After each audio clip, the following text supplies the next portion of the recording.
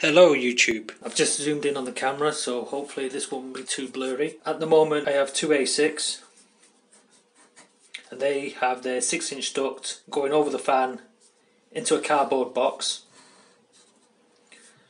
and then I have one outlet, also 6-inch, which goes into a door, and that door has a cap flap and the 6-inch duct fits in nicely. The problem with this design is that this box is starting to bulge. And that is because the airflow coming in is not matched with the airflow going out. So these are 6-inch ducts, and I think I need either 8 or 8.5-inch duct to match the area of these two ducts. The issue with that is that the cap flap cannot be bigger. So if I'm going to add more A6,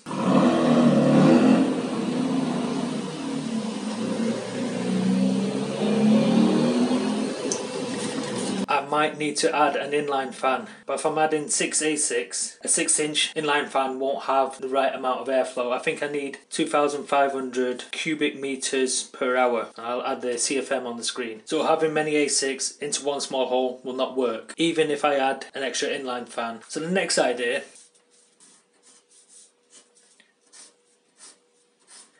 is that I have 4 windows, and I'm thinking of removing one of the windows and putting in a wooden panel. And this wooden panel will have the 127mm holes in there, and I can have as many as I want, and then later when I finish I can put the window back in. So that's why I've got the hole cutter and the extra ducts in. As for the cabling, the cable run from the consumer unit, I'll put CU there, is 2.45 meters under the stairs. That then goes through the kitchen, that's 1.5 meters. Through the exterior wall, that'll be 0.3 meter. Along the outside of the wall, that'll be 4.5 meters. And then there's an air gap to the garage. This air gap is 4.2 meters, but because it has to go down a little bit, I'm estimating 4.5 meters. And then once I'm inside the garage, I think the minimum cable run is going to be 2 meters, but I'll have spare.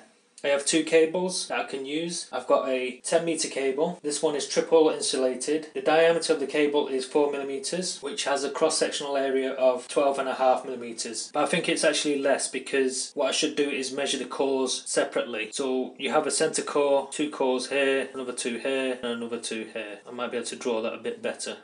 Well, I've messed up drawing up. But anyway, I can't use that as a calculation, and you need to measure the cores individually because there's lots of wasted space around the edges and in between the gaps. So I'm estimating that this cable is probably a 10mm square cable. I also have Nexon BS5467 armoured cable. That says 1.5mm on there, but it doesn't say 1.5mm squared. So that could be 1.76mm squared. To get the cross-sectional area, what you do is you get pi, you times that by the radius squared. To get a radius, it's half of the diameter. So for example, pi is 1.159, so 1.5mm is pi times 0.75, which is half of the diameter, squared. That gives you 1.7671. The 4mm diameter cable, again pi 2 is the radius, and square that, and that will give you 12.56mm. That's the new cable run. The reason why I'm doing a new cable run is because the existing circuit has a 100 amp fuse. That goes to a 100 amp switch, which goes to a 32 amp breaker. That goes into the extension room. That has a 30 amp RCD, which goes underground to the garage, and there's a 40 amp RCD in the garage. I did have 3 A6 running in the garage, so that's 6.6 kilowatt. But there was a smell in the house, and it was this breaker which was warm and there was some smell coming from it. This breaker is rated at 30 amps, which is 7.2 kilowatts. Which you can see it's higher than what I was consuming. The extension room does have other outlets, but I'm not using them. And the reason why is because I didn't stick to the 80% rule. So the 80% rule would mean that this would be 24 amps at 5.7 kilowatts. So I was exceeding the 80% rule, and that's why things were starting to get warm and smelly. And I'm thinking to use a 10-meter cable all the way to the corner of the kitchen on the outside. Up to this point, it is 8.65 meters, which means I have 1.35 meters spare.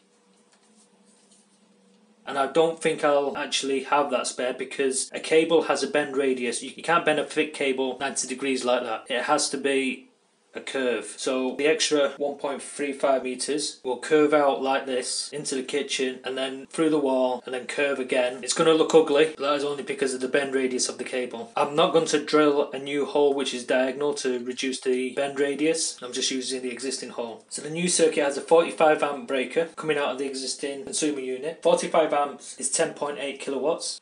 Sticking to the 80% rule, this would be 36 amps, which is 8.6 kilowatts. This will go along the 10mm square cable. This is rated at 73 amps or 58.4 amps using the 80% rule. 73 amps is 17.5 kilowatts or 14 kilowatts using the 80% rule. From here, this will go into a junction box, and then what I can do is split the armoured cable, so there's 2 lots of them, to the garage. This will go to the consumer unit, which is a 63 amp RCD. When looking at the measurements of the cable, you can have it free in the air, which has a higher value, clipped, which is a middle value, or in the ground or ducting, which will have a lower rating because the excess heat can't escape. Most of this will be through the air, except where it goes through the wall. So the armoured cable is rated at 23 amps. The 80% rule is 18.4 amps, so that'll be 5.5 kilowatts peak or 4.4 kilowatts. Hopefully that's visible on the drawing. And because I've got 2 of these cables, I can double the value. So the peak load will be 46 amps, 11 kilowatts,